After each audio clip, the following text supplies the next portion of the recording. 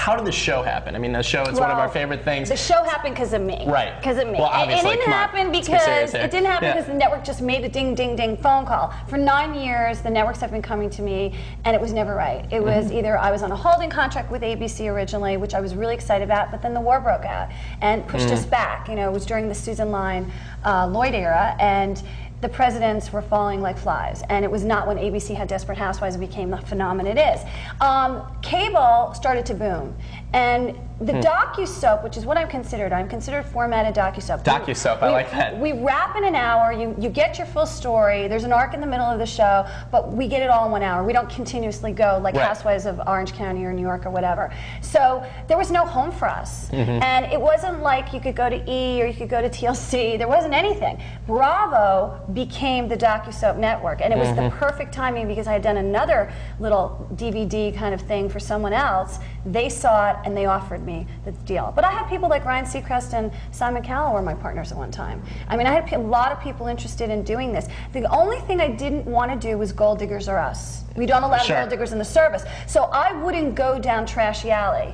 And that was one of the reasons why I waited for the right opportunity and the right deal to come along. Nice, I like Trashy Alley. And just to give us a scope of sort of where you were thinking about that is from the start to finish, so going on Bravo, you know, like where it ended up, how many years was that from the first idea of saying, here comes some networks for you to when it actually appeared? Because, you know, to the audience at home, of course it looks overnight, right? And we all know it doesn't work that way. It's not overnight. Traditionally, Survivor was on the air. Dr. Drew was, not Dr. Drew who does the drug intervention, but regular Dr. Drew, was kind of becoming the extra correspondent. He was like the first one out in the field, so I was an average Joe that would actually talk about things on entertainment.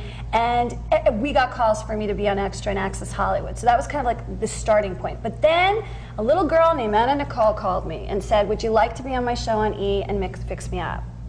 And that's when I started to go off the radar. And she was heavy during that period. I would have coached her more. She definitely, you know, had a lot of problems, but I really adored her.